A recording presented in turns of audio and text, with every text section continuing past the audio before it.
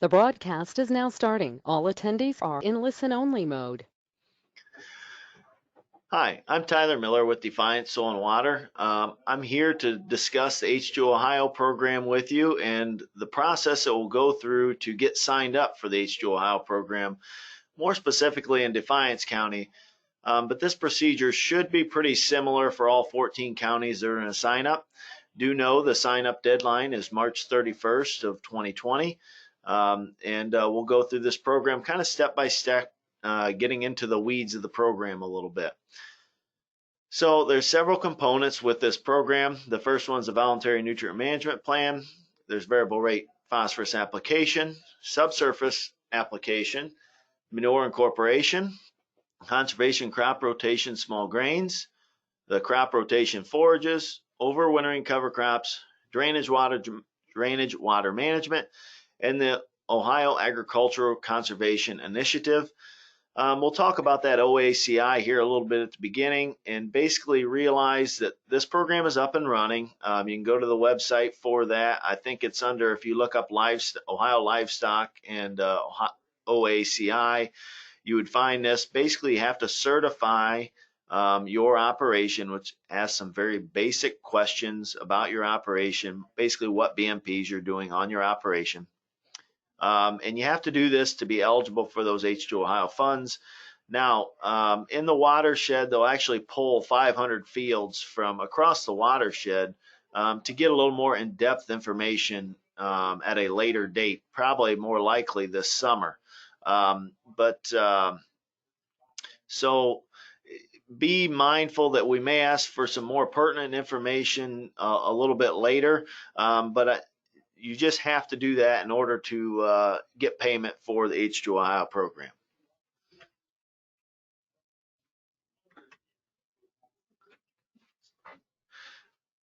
All right, so we're going to talk about the voluntary nutrient management plan. And well, I guess a little bit here. So you are here to learn about the program. And so we had some small group meetings, and bottom line, this is similar to how our small group meetings were run. You're not here to try to change the H2Ohio program. So for the most part, this program has been determined for what we thought best management practices would work and how they would work. And so they may or may not work in your current operation. And just remember that we're trying to reduce phosphorus from leaving our fields and getting in a lake area, okay? So that's the ultimate goal here. Reduce that algae bloom. Let's do a better job as producers, better utilize those nutrients that we're putting out there. You're also not to sign up today, okay? So the deadline is March 31st. After I go through this information, it'll take some time for you to figure out what you want to do, what works for your operation, and basically get that information down so we can help you get signed up and we can get a contract in that time. So you probably need to get on looking for our maps and figuring out what you want to do, what equipment you might need to alter to make this work. But just be mindful the deadline is March 31st. You are encouraged to ask questions. Now, most likely, I would say you're going to do this. Obviously, when we had a small group meeting, it's easy. Raise your hand. Well, when you're listening on the website, we are going to put a list of frequently asked questions on there, and you can view those and get a good idea. Maybe that question was already asked. Also, if you get a hold of us, I can get my email out to you, and we should be able to answer those questions best that way. We're trying to avoid some of the phone call one-on-one conversations just because we have a lot of people interested in signing up, and we want to try to service as many of those as we can. Also realize if you have a CSP or EQIP contract, it is likely that you are not eligible for H2Ohio funding. Okay, and so we're not trying to pit programs against one another. Just realize NRCS and Soil and Waters are both in it for getting conservation on the ground, and we can't pay for acres that are already in a conservation program. So what I'm showing here is a compatibility chart. Bottom line, what it shows is all the list of practices there and what ones do and do not work with one another. Okay, so this is a document you can get from us. I'm just showing it up there, realizing that not all practices can work together. And so you do not have to sign up for every practice that is on this list. You may only sign up for a couple, you may sign up for 4 or 5, and you're not required to put every field in the operation into the contract. You may have ones that just don't fit, or a certain landlord has certain ideas and they won't work with this operation. So keep that in mind as we're going forward. Next, we're going to talk about the voluntary nutrient management plan. This is to encourage producers to develop a 4-year plan, and it needs to be approved by the Soil and Water Board of Supervisors, and that's done primarily through the staff here. So we will actually review that. We will send it to our board and kind of give it our blessing, and they sign off on it. Okay, so we need to make sure that it's a good plan for 4 years. This is to increase the collection of soil tests and develop good nutrient recommendations. And we want to make sure we properly utilize fertilizer, manure, and other organic byproducts and other soil amendments that we're putting on there. Really concerning with phosphate. I mean, all nutrients are concerning to us, but we want to make sure we're really limiting our phosphate that's getting off there. It's also to reduce non-point source pollution of our surface waters and groundwater resources to make sure that we're doing a good job cleaning up that lake. Some of the specifics, so a 4R dealership can develop this, a CCA can develop this, a Soil and Water could develop your plan, or a producer themselves can develop this plan. I will encourage you right now, I would encourage you to go to either a 4R ag retailer or a CCA to have this plan developed. Realize that your Soil and Waters are tasked with signing you all up for this program. That takes a lot of manpower. Okay, so they may not have the ability to write those plans. They probably will not get done in a timely manner. Okay, not saying we won't do it. It's just saying it may take us a long time to get that accomplished.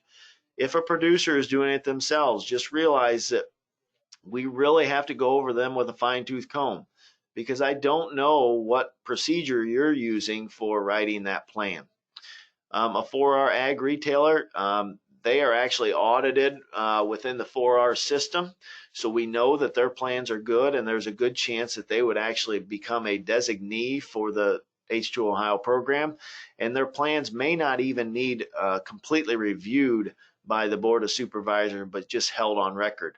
And CCAs, these guys are the professionals that have been doing your plans in the past. Please rely on those professionals to do a good job for you. I trust that they will. Plans must be reviewed and approved by the Board of Supervisors, and I already talked about the director's designee situation. I do want you to use average yield goals, okay, for your potash and phosphate recommendations. For that, I don't mean some lofty goal that, hey, I want to raise 250 bushel corn, so I'm putting that on as my yield goal. Hey, if you've been raising on average 175 bushel corn in the last 5 years, that's our average yield goal. Okay, let's use that. We shouldn't be fertilizing for a crop that doesn't exist. Okay, now you may have raised that high octane crop there at one time, but you don't do it every year. And you know what? If we have that really good crop, okay, we'll fertilize, we'll change our plan and fertilize a little extra for that to take up for that removal. But let's look at an average yield goal. I really encourage guys to kind of look at their APHs, see where they're at, and that gives you a good idea of what you've been yielding. You also have to make nutrient application records available for Soil and Water to review to be compliant with your VNMP. All right, some of the questions. First things first is the money. Okay, so bottom line for a producer would get $10 an acre for this plan. Basically, you get $2 for developing the plan and $2 each year for the 4 years to maintain that plan. This plan is kind of a living, breathing thing, so we know that it'll change over time. I expect you to pull new soil tests at some point from this test or from this VNMP. If you do have old tests and you're trying to do a new plan off of it, I'm going to encourage that CCA or 4R retailer to push you to get new tests. Okay, though you need to get new tests, so we're looking at valid data. The VNMP needs to take all phosphate nutrients into account, and it needs to be comprehensive for 4 years. Okay, we're not leaving things out of there thinking we're going to squeak by on something. We want all the stuff in there. If we have manure in the operation, we need to know about it. If you do not follow the VNMP, the payment will be pulled for that year. Okay, and remember that this practice is the key that unlocks the H2Ohio treasure chest. Okay, so if you do not have a VNMP, you are not eligible for any of the rest of the practices that I'm going to talk about. Okay, so you need to do this VNMP. Also realize that as a producer, there's a good chance that if you have somebody develop this plan that you're going to pay for that plan. Okay, I think a good portion of these dollars will probably go to whatever operation is developing this plan for you, but you're not here for that $2 an acre payment. That's not why you're signing up for this. If you're interested in the funds, you're probably interested in the other practices that are associated with H2Ohio. Variable rate phosphorus application. And so you'll see this on many of the practices. It says the producer has to have a VNMP with the soil and water. Okay, so that's the first bullet point here. Grids may be no greater than 6 acres, zones no larger than 12 acres. That is not an average. Okay, they need to be no larger than that. Now, if we need to develop a plan and the things that we're going to apply phosphate on that first year, they need to meet these requirements. If year 2, we have some stuff that maybe doesn't quite meet these requirements, zones are maybe a little bit too large or whatever, in year 2, let's get those resampled and we can make a payment on that then. Okay. Now, we can't make payments on things that do not have an active, valid nutrient management plan. So that kind of holds your payment hostage a little bit if you're unwilling to update your zones and grids. All phosphorus nutrients will be variable rate applied consistent with prescription provided. And the prescriptions and applications shall not exceed a 2-year recommendation. So, and you are eligible for the payment if you apply in that field. So what that means is if you are to apply in part of the field, but part of the field doesn't call for any phosphate, I'll pay you for the entire field. Okay, so we want to make sure we're applying where we need to, don't where we don't need to. And if we call for no phosphate in that field, then I'm not paying on that field. Just remember, we have to answer for these dollars. Okay, so if somebody asks me a question, why are we making a VRT payment on something we didn't apply anything on? That's a hard question to answer. Okay, I'm not going to put myself in that situation. And the program says that if we're not applying on that field, okay, I'm not going to pay for that field. Okay, but if we're applying on a couple zones in that field, I'll make that payment. Broadcast applications of wheat starter are ineligible. And so basically what that says is you can put your wheat starter on. Okay, I'm not going to try to make you variable rate that, but I will not make a variable rate payment on wheat starter. So if you vary your wheat starter a little bit, that's not going to trigger a VRT payment. We do need an as-applied map that'll be submitted to the soil and water. Most of your retailers will be able to provide that to us, and we will require that. Producers may apply for up to 4 years of funding for this practice. That does not mean you need to do it every year on every field.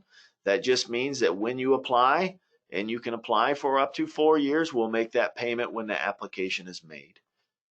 The producer will provide soil and water documentation of how the variable rate will be accomplished.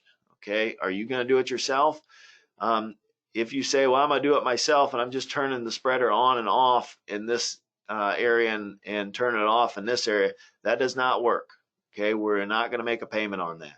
You need to have the equipment that will variable rate that, or go to a custom applicator that does have that ability. We also need to provide a georeference as applied application map to soil and water for our review. Payment wise, you're looking at $8 an acre for up to 4 years for a completion of that field. Okay, so every year you could get that $8 if you're applying in those fields. Most likely you're looking at, there's a good chance after soybeans you make a VRT application prior to wheat or prior to corn. and so you can get that payment on those years when you apply. Remember, we must apply in that field to get payment, and we must follow the VNMP.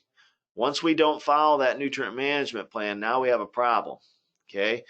Because you're not following your plan and you're not listening to what you said you were going to do in your VRT plan, okay? So then it ends up where we have acres that are not eligible for a payment. So we just got to follow that plan. Watch out for elevated P areas. Over application results in no payment. We've had this with other programs in the past. If you over apply in zones and it is above the 50 parts per million or 40 parts per million, you leave us no choice but to not be able to pay you. We hope this next point will get resolved here shortly, actually, as the starter can cause an issue with the payment if over application is made.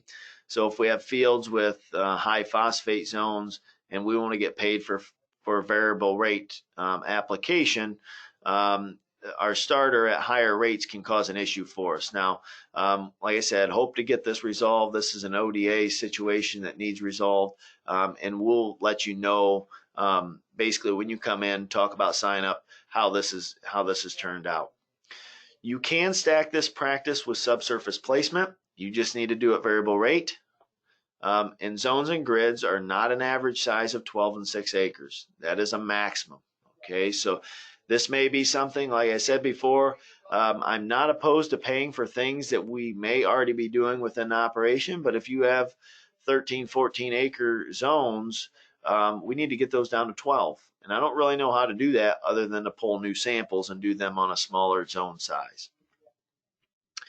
On the subsurface phosphate application, okay, or placement. So this is placement. This is in the soil. This is to encourage producers to utilize nutrient application below the soil surface. The producer must have a VNMP, and we must record this in the VNMP. And we must provide a detailed plan of how the fertilization and placement will be achieved. Okay, that's probably the biggest component of this. How are you going to accomplish this? The equipment used, not limited to, but could include the planter, side dress, strip till unit, nutrient placement toolbars. For the length of the agreement, all phosphate must be placed a minimum of 2 inches below the surface for each acre contracted. So bottom line, I'm saying that you cannot variable rate over the top broadcast phosphate and then apply for placement of your phosphate. So we need to do one or the other. And phosphorus rates shall not exceed more than 2 years tri-state recs. It can be placed in multiple applications. So for example, if you had the planter and you came back and you wanted to put some on with side dress, that is an option for you. It just cannot exceed the nutrient management plan. Wheat starter at removal rates is exempt from placement. So if you have wheat out there, you can broadcast your starter. It just has to be at a removal rate. And like we said before, just not going to pay on VRT on that. But you are eligible to do your wheat starter.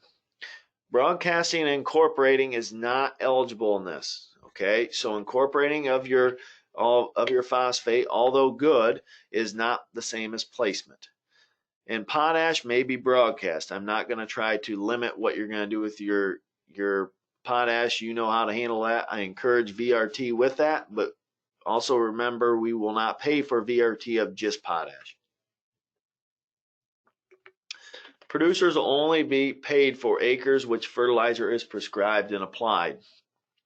So an example here. So if you did subsurface variable rate placement, so you're variable rating in soil application of phosphates through a tool of some sort, and we have zones where we do not apply phosphate because they're already good enough levels. I would pay you for the VRT in that case, but would not pay you for the placement on those acres. Okay, so it's only per the acres that are applied on. So a producer may apply for up to 4 years of funding for this practice. A producer will receive $30 per acre and per year of as applied acres after the completion of the practice. You will provide soil and water documentation on how the placement was accomplished, whether you hired somebody to do that or did it on your own system, however that worked out. And you need to provide as applied nutrient map or documentation of that for review to us. Some of the questions with placement is planter application of P is eligible, most likely the 2x2 scenario. As it sets now, regular in-furrow application does not qualify, and dribbling also does not qualify because that's not placement. I just also know that in-furrow right on top of the seed, you're not able to put enough phosphate in there for your removal without harming your seedling at that point. So in-furrow is not going to qualify at this point here. Be aware that elevated soil tests may result in no payment for placement on the contract since you're not following your nutrient management plan. So if we have subsurface and we're applying through zones that are above that 50 parts per million, that can be an issue. Okay, so we need to make sure that we're able to get that operation turned off and not apply through those zones. This may work very well, VRT starter on a planter. Okay, some of you that have starter 2x2 already set up and you have guidance on your system, there's a good chance I would encourage you to talk to whoever your technology provider is and discuss what options are available to get that switched over so you could variable rate your starter. Now you're really talking about the possibility of getting a $38 payment for putting a decent rate of starter on in your corn crop. All phosphate must be placed. Okay, if we're going to get a placement payment, we are not going to broadcast other fertilizers. And there's no broadcast on that field for the 4-year contract. So we can't start with placement and then go to a VRT. Now, vice versa, let's say, for example, you're going to buy some kind of a strip till unit, but you cannot do it in year 1, and you plan on doing it year 2, 3, 4. There does leave the possibility for a variable rate application on the early part of that contract and then later going to a placement, but we can't go backwards on that. And if there's no attempt for completing this practice that you've signed up for, we do reserve the right to pull it from the contract. Now, I'm not trying to be a jerk with this. I'm just basically saying if you sign up for 4 years of this and we've made it to year 3 and you still don't have the device that you're going to place this with, we may pull that from the contract. Not to be harmful to you or your contract, but to realize that there are other people that want these funds. These funds will only go so far, and we need to make sure that they're being used in the right way in each contract. And your contract is basically going to hold them hostage if they're not being used there. Now, by all means, if you're doing, say you did a couple 100 acres this year and it was a really wet fall, we weren't able to get done, that's fine.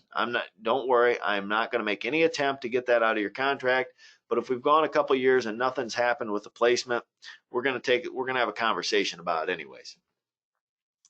Manure incorporation.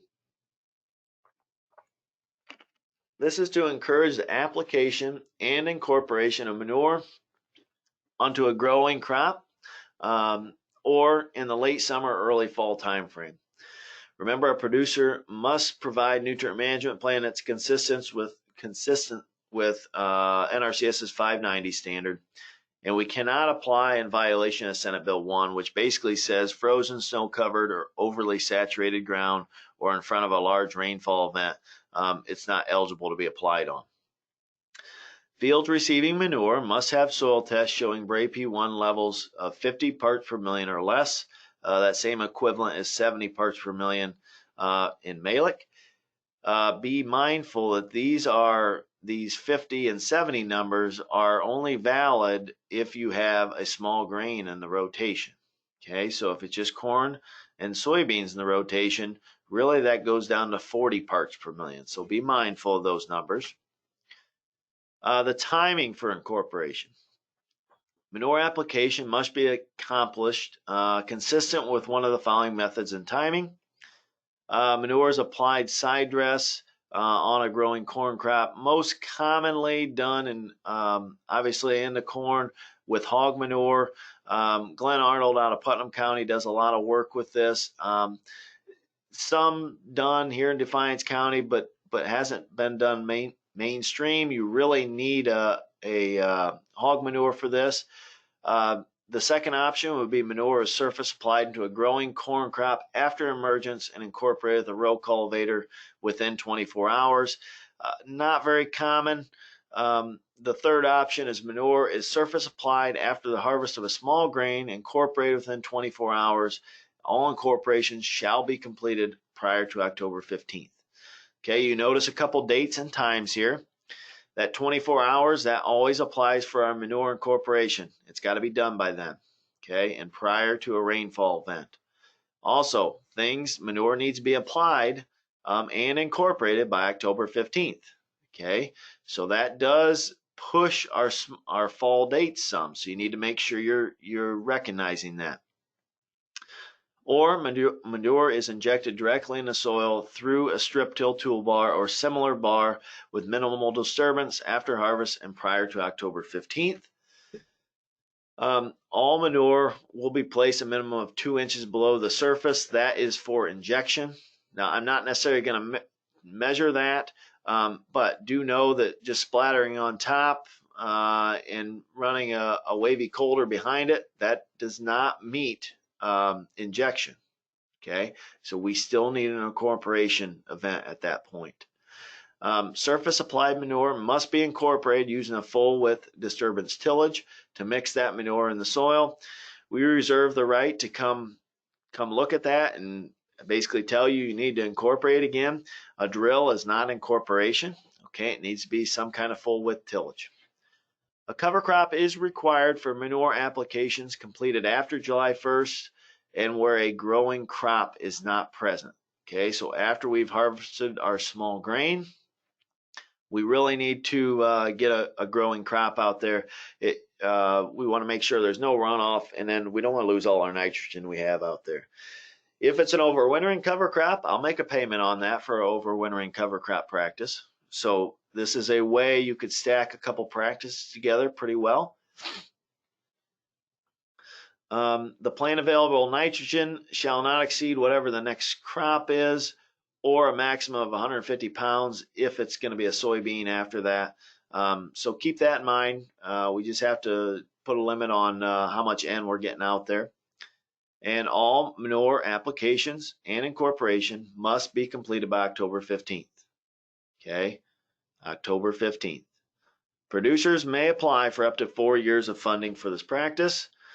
And you need to provide a manure application plan detailing fields where application is going to be completed, including your rotation, timing, your rates, methods, and an analysis of that. You need to obtain approval for the application plan from the Soil and Water, and we need the analysis to get that done. You do need to notify the Soil and Water within 24 to 48 hours prior to the application. Okay. Now, I've said this in our small group meetings. Some of you guys have my cell phone or other people's office cell phones in the office. Please do not call them on their cells on a Friday night. Okay, call the office, leave a voicemail. If you say, hey, we're going to be applying Saturday afternoon, leave a voicemail. We got a record then. You got a record. It's saving you. Okay, so make sure you give that call. If you don't give that call, the application never really happened. File application guidelines and setbacks for manure applications within NRCS 590. Do know that bottom line, setbacks are very minimal once you incorporate. So setbacks from ditches and waterways and that kind of stuff really do not exist once you incorporate it. Now, if you do not incorporate it, now you're really in violation of those setbacks because there should have been an area set away from that ditch or whatever situation it may be, but there's very few setbacks if you get it incorporated. Make sure you get a copy of the weather forecast. Now, if you're having a CLM do the application, they should take care of this. Okay, that's the benefit of having a CLM do that because they're required for their records to keep that. If you're doing it, go on your smartphone, get on NOAA's weather site, look at the forecast, get it so it's on your screen and take a screenshot of it. It's the easiest way to do it. Okay. You also can print the forecast off in the morning. And I've heard, well, I don't care what forecast you get, it better be for the town that you're in and for the date that you're looking to apply. Do know that we use NOAA's forecast for our records here, and we do print them every day. So we're going to have that forecast on hand. You need to have it on hand. Okay, so make sure you're taking care for that. Incorporate the surface applied manure within 24 hours of the application, and provide copy of the application records, which the analysis and forecast to Soil and Water for review annually. These application records are really nothing new.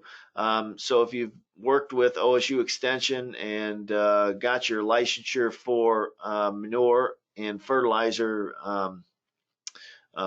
certification, you should know that you already have to keep these records every time you make an application. So really it's nothing new. If you're having a CLM do it, they should keep those records for you. So participants will receive $35 an acre for poultry manure and $60 an acre for all other application and incorporations of manure. This is per acre of application, and they'll be made annual payments for that. The reason for the difference is really water. So poultry is a pretty mobile product. It can be hauled several counties away and still be fairly cost effective. A lot of other manures, liquid dairy, for example, if you start moving that more than a couple miles away, it becomes very cost prohibitive. And so we're just trying to move that manure maybe to the next 40 or next 80 or to the neighbor. Okay, so that areas that don't have the high phosphate levels can take that manure, and someone might as well get a payment for it. Questions for manure incorporation. If you don't contact Defiance Soil and Water about the application, it didn't happen. Okay, you need to contact us. Okay, just give us a call. That does not mean we need to come out on every application. We probably won't make it out on every application. Okay, there'll be enough of you applying, but we do need notified. October 15th means October 15th. I think that's probably enough said. Need to be incorporated within 24 hours or before the next rainfall event. Okay, we need to make sure we get that done. Do realize if you're having a CLM do your application, they can put on 500 acres in a day because they have a couple spreaders there. You need to be able to get that incorporated. You need to think about that before you get to that spot. This is not meant to be an after soybean application program. Now, I'm not saying you cannot apply manure after soybeans. I'm not saying that at all. But do realize that October 15th, okay, that's a tight window after soybean harvest. Okay, so, and I would hate for you to, bottom line, if you make an application after October 15th, there's a good chance that that risks your entire manure incorporation payment for that year. Not on that field, but on your whole operation. Okay, because at that point, you're not following your nutrient management plan any longer. Okay, and if you take the nutrient management plan out of this program, it doesn't have legs to stand on. Now, nutrient incorporation does stack very well with small grains in the cover crop. Looks a lot like our old Senate Bill 299 program. And manure applications with over 50 pounds per acre of plant available N must have a cover crop. Okay, which if you look at your analysis, it does not take a lot to get above that 50 pounds per acre. But be mindful that I'll make a payment on cover crops that are overwintering. If they're not overwintering, then I'm not going to pay on an overwintering cover crop payment. Injection of manure does not require tillage. Other questions? Incorporation may be done before application within 24 hours, not 3 weeks before, but remember, we must have a cover crop. And I do reserve the right to say, well, it depends on how this looks. Okay, this is meant for liquid manure. This is not meant for a dry, say, chicken litter. That can be done after the application is made. But for the liquid applications where it may be difficult to get in there with tillage after the application, we are going to allow this 24-hour window prior. to the application. One thing, it really helps get rid of those cracks and fissures that could be an issue stopping manure from getting to the tile. But do realize that we reserve the right to say, hey, you got to work that again to be eligible for this payment if it just doesn't look good.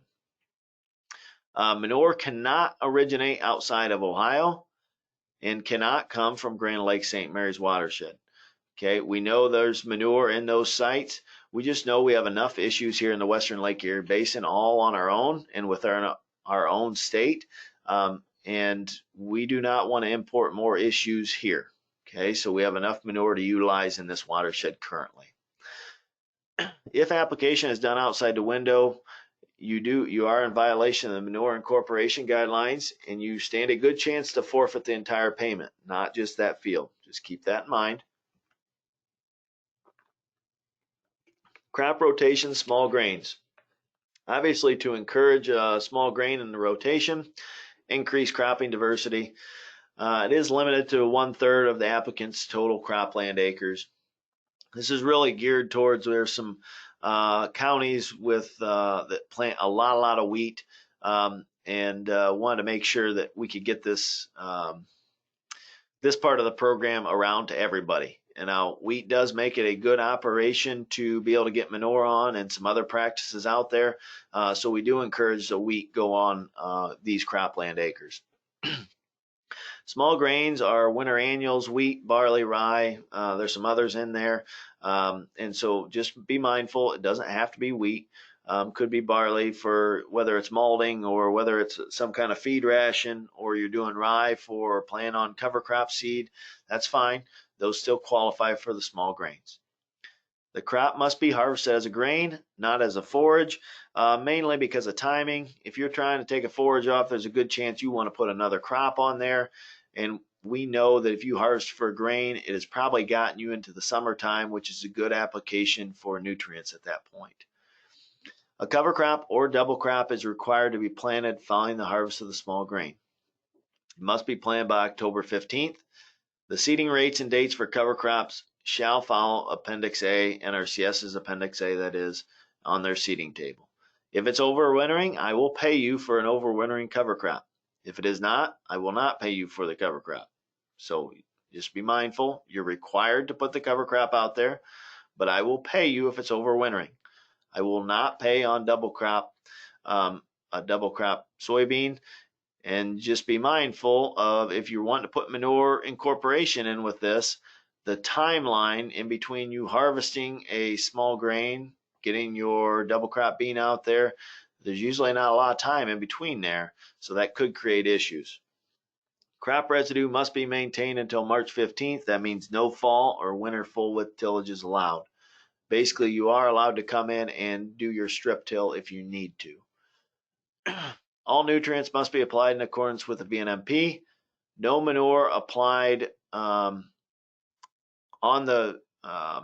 be applied prior to the cover crop and after March 15th. So when the cover crop's out there, we're not applying on it. Fertilizer may be placed a minimum of 2 inches below the surface by some kind of strip till bar while the cover crop is there, as long as we're not doing anything outside the placement area. No broadcast fertilizer on top of the cover crop. Producers may apply for up to 4 years. I do need seed tags with purity, germination, weed seed, and noxious weed content. I know last year there's a lot of cover crops out there with a lot of bad noxious weed in it. Okay, I'm not so worried about if it comes from Farmer Bob 2 miles down the road. I'm a little more concerned if it comes from the middle of Canada somewhere, and they have a noxious weed that we don't have here. Okay, so we need those seed tags saying where it came from. The payment information and questions for small grains. Participants will receive $35 an acre for payment after the completion of the small grain, so after it's harvested. Double crop does not qualify for a cover crop payment. This is ideal to stack with manure and cover crops to equal basically that $2.99 payment that some of you guys had before. That was the old program, which is still eligible for wheat acres that are currently growing, okay, and the wheat that was planted in 2019. Those wheat acres are eligible for the Senate Bill 299 program. I'd encourage you, if you have those, to talk to me, and we can discuss what your options are with that. It does not have to be wheat, but just some small grain to be able to qualify for this program. And as I said, the 19 wheat would actually qualify under Senate Bill 299. Crop rotation forages, very similar to the wheat program. So we're trying to encourage a forage crop into the rotation. Manure and or fertilizer applications must follow the VNMP are permitted between March 15th and October 15th. And obviously, you're not going to be able to work those in because you're going to have a growing forage out there. But we know the forage is going to be there for a minimum of 2 years. And so we have a good root system down there. We know we don't have a lot of runoff in that environment. So we think that's a good window to put those nutrients out there. Good place to put our manure. Now, obviously, we can't get a manure incorporation payment because we can't incorporate it. But it's a good opportunity to put that manure out there. As I said, must be done for a minimum of 2 years past the planting date. And the residual forage must be 4 inches tall by October 15th. I'm not going to come out and measure with a ruler. You know, if you're raising a forage and you want that forage to come back next fall, you're not going to strip it bare the previous fall if you want to come back in the spring. A producer may enroll for a minimum of 2 years and no greater than 4 years of funding for this practice. Existing forage stands that are already planted out there prior to sign up are not eligible. Okay, I need new acres. Okay, now this may be moving from one 40 to the next 40. That's fine, but I'm not going to pay on existing acres of forages. I need seed tags, including the same things that I stated before. And you receive $35 an acre annually for up to 4 years once we verify that they're complete. Must be a currently cropped field, so can't come from CRP or something else like that. You may use all, say, for example, a legume of some sort. Alfalfa would probably be the most likely source. It could be some kind of mixture with that and grass, or could be all grass. Acres cannot be canceled from the Senate Bill 299 buffer program to enroll. They won't be eligible for this. Overwintering cover crops. This is to increase our cropping system diversity, establish an overwintering cover crop, and no later than October 15th. The completed practice must meet the criteria for seeding establishment per Appendix A, including the seed quality and testing requirements. Must be a minimum of 50% of the full rate of overwintering species. So if you're coming into corn the next year, you're nervous about having cereal rye out there, you put a quarter rate of cereal rye, which is about 13 pounds, a canola or rapeseed out there at a quarter rate is about a pound. You're already at 50%. Now, if you want to put something that doesn't overwinter in there, okay, that's an option. Okay, so there's options here. I encourage you to talk with me when you sign up. We could try some things with this. The cover crop must be maintained until March 15th. The crop can be harvested as a forage or grazed after March 15th. Also be mindful, we'll talk about this here in just a little bit. If you're broadcasting not getting into the soil, we need to increase that rate by 20%, the seeding rate by 20%, because we just know our seeding establishment doesn't go as good when it lays on top. Manure and or fertilizer based on the nutrient management plan may be applied prior to seeding or after March 15th. Okay, again, cover crops can't be used as that Senate Bill 1 defense. Okay, which frozen snow covered shouldn't be an issue because you shouldn't be out there then. And if we're oversaturated, then you can't apply. If it is used in this defense, there's a good chance that cover crop payment gets pulled. Producers may sign up for up to 4 years of this practice. And again, seed tags, including all the documented information I need down there. Participants will receive $25 per acre payment annually when we verify that the practice has been met. Most likely, your H2Ohio payments will probably happen My guess is late March. You'll see a lot of that. Most of these programs say, well, after March 15th. We basically want to make sure it made it through the winter. Okay, we know that's when we have losses. We have soil losses in that time. We want to make sure we hold those practices through then. Some of the questions. Cover crops can be stacked with almost any other practice. Okay, they work really well with the other practices. We encourage them. We must follow the seeding dates. Notice that most of them do not go until October 15th. There's probably only 2 or 3 on that list that go to October 15th. So if we're saying, well, we want to do a mixture and not all straight cereal rye, then we need to accommodate those dates beforehand. Okay, make sure we have those dates on there. Again, I talked about this previously, increase by 20% if it's an aerial application, which includes broadcasting and being left on top. Airplane or some kind of high buoy, those are all aerial applications. Now, if you're going to work it in, if you are going to drill it in, then those are ways that it gets in the soil, and we do not have to increase those rates at that point. Also be mindful, so we talked about the germination and the seed purity. Make sure you'd accommodate for that when you're doing your rates. Just because cereal rice is 50 pounds and you have a product that has 80% germ, then you need to have more than 50 pounds in there. So keep that in mind. No manure application shall be done on a growing cover crop. Drainage water management. Okay, this is going to be on a case-by-case basis. Every field will be a little bit different, and you may not qualify this because you may not have a systematically tiled field. So this only works for systematically tiled fields. We need an outlet pipe. It's a minimum of 6 inches, and the structure needs to be installed per our engineering plan. So we will actually complete an engineering plan from Soil and Water. You're not able to do those on your own. We check that out, make sure they'll work. And as far as a minimum acres that we control, it means that 10 acres need to be within 2.5 foot of grade difference from where the structure is going to be placed. So how we do this, we basically look at where your tile's at.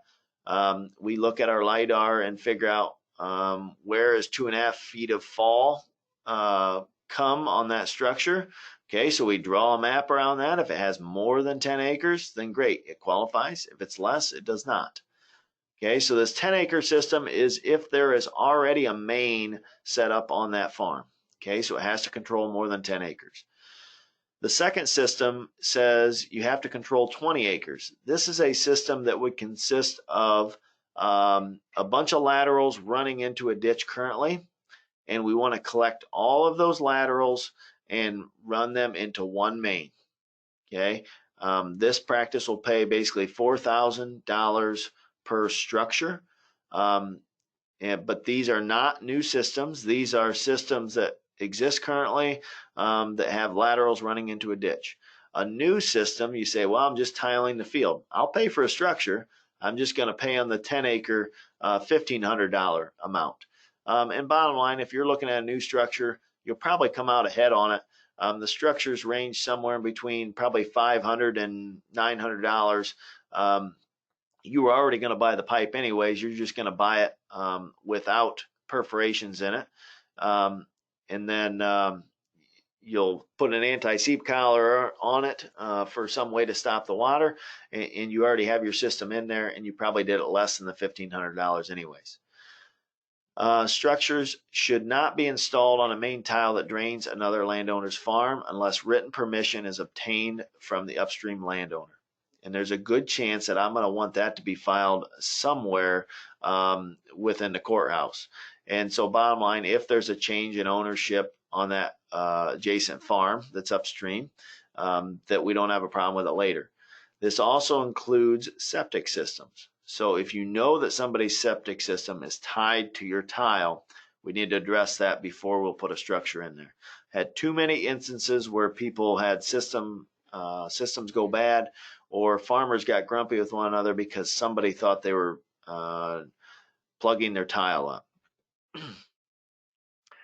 So you do need to provide a tile map or any necessary written permissions to us. And as far as a tile map, I mean, you may actually have a tile map. You may be able to pull a Google image for us and say, hey, you can see where all the laterals are and the main dumps in here. Okay. Then you need to make sure you install the structure per the provided design. And we need to manage the structure for the 4 years. By management, I mean they need shut off in the wintertime. So after field operations are done in the fall, you will shut the structure, okay, and raise the water level to within a foot of the surface, okay. The exception would be if you had a small grain wheat crop out there, or some other small grain that you're taking for grain. A cover crop, we still need to manage that structure, okay. The producer will provide soil and water with access to the control structure, and we're going to check on that structure. The producer receives $1,500 for that 10-acre system that already has a main. They would also receive, if you do not have a main and you want to put a sub-main in to collect all those laterals that are dumping in the ditch, then we would pay you $4,000 per structure. For both of these systems, you would receive an additional $200 per structure per year payment for years 2, 3, and 4 for managing them. Now, if we go out there and we see them not managed in the wintertime, the first time we'll probably call you and tell you to close them, and then we'll probably check on them or ask you to send us a photo or whatever the situation may be. But if we have to do it again, there's a good chance that's going to cost you your payment. We want you to manage these. You need to manage these. Okay, it's not just water that's running out there. That's nutrients running off of your farm. Okay, so be thinking about that. The nutrients that you've already paid for is running out that tile. Currently, there's actually, in the systematically tiled fields, there's more phosphate running out of our tile than there is off of our surface. Okay, it's just the way it is. I know it looks clean down there. The water looks good. Looks like you could drink it. But there's more phosphate in that water than what is running off our surface. Okay, so make sure you're remembering that hey, those are nutrients that I already paid for. All right, so we kind of went through the practices. Now, as far as sign up, so you're interested in signing up, and this is the part that becomes more specific to Defiance County. Your other counties may do something similar. For those of you who know me, this is actually my home farm. And so when you call our office and you say, hey, I've watched this video and I want to have a meeting with Tyler to sign up for H2Ohio. We're going to request your FSA maps so that you get those maps and you can put some information on there for me. So notice on the top, I have the name of what I call the farm. Okay, so it's Ty's home. You notice there's a track number on this. I'm going to get some giggles out of this one. How many of you know all your track numbers by heart? Okay, some of you may think that was the Pick 4 Lotto number that you picked the other night. Okay, so you're not going to know all your track numbers, or I don't believe you do. It's possible, but there's a good chance not. So put your name of the farm that you call it up top. That way, when I call you on the phone and we already have a contract, and I say, hey, I have a question on Ty's home, I know right away where you're talking about. I'm not asking about track 1, 2, 5, 8, 9. Okay, you need to know how, or I need to know how you recognize that farm. Okay, also, for example, you can see this track map basically has this farm divided into 2 fields.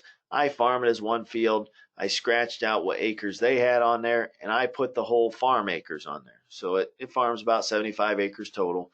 So I put that on there and drew my lines in there where I thought I needed it. Okay, so I have that information on there. Also, I put my rotation up there, and you can do that. But if we go to this next chart, I think this will really help you as a producer. The guys that have signed up so far have said it really helped them. And to be honest with you, it really helps me from a sign-up standpoint. So if you look at the top left on this, it's got your producer, your phone information there. And then you go down on your field names. Okay, you write all your field names down there and what acres they are.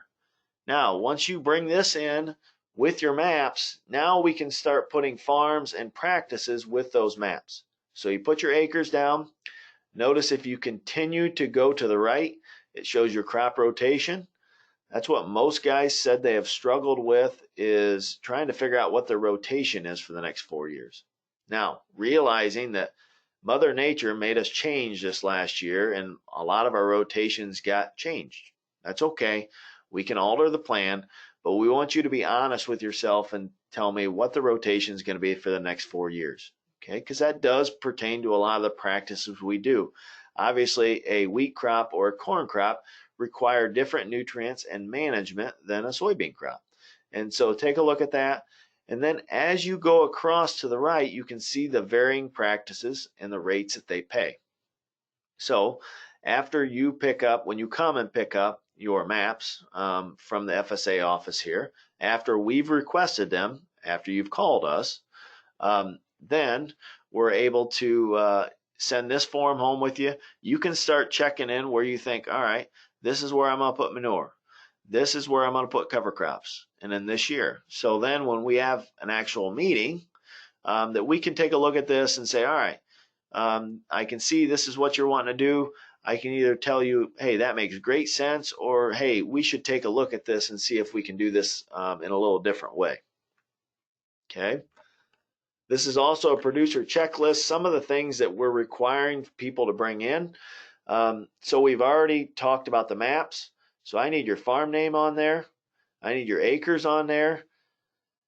In the map example that I showed you, it had both road names on there. If it has no road names on it, please put one on there so I know where you're located at. We also need to know your rotation. Now, the last sheet that I showed you, the one with all the Excel spreadsheet there, that has a spot for all your rotations on there. It also has a spot for where your cover crops need to be. Okay, so you can fill that out. Be mindful that obviously, hey, if you're going to a wheat crop and you're coming from soybeans the previous year, obviously we can't put a cover crop in there because we're going to have a small grain in there. Again, we talked about yield goals. We want them to be good numbers, not some pie in the sky number. Okay, I do encourage when you're coming and getting ready to sign up, try to bring some soil tests in so we can take a look at them, make sure that we're at adequate numbers, seeing where we might be. You know, we may have some situations that, you know, hey, we can't apply in this field. You know, it's too high of phosphate numbers. Now, it doesn't mean you don't qualify for any practices. I just can't put manure on a field that has already 100 parts per million. So we need to make sure that we're looking at those practices. Also, your current tillage practices. I don't necessarily need this really. You could put this on the map if you wanted to. It gives me an idea what you're trying to accomplish, you know, and what your planning goals are. You know, maybe you don't want to cover crop before corn. I just kind of want to know what your operation is. It helps us to help you more. Also, your nutrient application information, who your ag retailer is, who's your CCA, do you have a 4R dealership you deal with? Maybe you deal with this certain ag retailer, but who's the guy you deal with? Okay, many of these operations have several different CCAs within them. I want to know who you deal with. Okay, that way, if we have a phone call and you're hanging out and you're laying in Florida in February, I maybe don't have to call you and have you send me something, but I can call your retailer and say, hey, give me so-and-so that deals with this farmer, and we can get that document and you don't even have to get off the beach. Any of your custom application information, all that is good to give us so that we know what's an option for you. Also remember, we talked about this in the beginning, if you are included in a CSP or EQIP contract, it is more than likely that you are not eligible for this program. Okay, when those contracts expire, you would be eligible. Also remember, there's been talk about people trying to cancel out of their EQIP contracts or CSP contracts. We will not take you until that contract would have expired. So don't do that. And another thing, after talking to a couple of NRCS people, it sounds like it is difficult to get out of those contracts, and it's not likely that you're going to get out because you think one program has better money than another. Just remember, we're trying to get conservation on the ground. We're not trying to compete with another agency to see who can get more acres. We're just a matter of trying to get as much conservation out there as we can, so we can do a better job utilizing our nutrients. So this sheet will be in the packet that I'll actually give you with some of the information on it, but this is bottom line, a seeding chart out of Appendix A that comes from NRCS's cover crop guidelines. Understand that this is not the complete Appendix A. That's kind of a large document, and I didn't want to pull, I didn't want to cut 5 trees down to be able to print them out. So be mindful that these are the rates and dates that we'll need to follow, but there's like the 20% thing. I don't think that's really stated in here. So make sure you're cognizant of some of those things. Some of our follow-up thoughts. Producers must certify their operation to be eligible for H2Ohio funds through the OACI program. And I do have the website on there to get to that. I'll be honest, I've not certified yet. It just got up here within the last week or two. But you do need to certify. That's a pretty simplistic process. And then eventually you may have a field that gets pulled and gets some more pertinent information. We would probably be involved at that point. Do also know that that information is confidential to you. It actually, OSU Extension is sending that information to their cloud, so we will never see that information. OSU will not see that information. Once you send that on, it goes in that database, and this is really to get their baseline data for what's going on in a specific watershed. Your voluntary nutrient management plan. Producers must have a nutrient management plan to get their H2Ohio funding. This does not mean I do not want an NRCS nutrient management plan.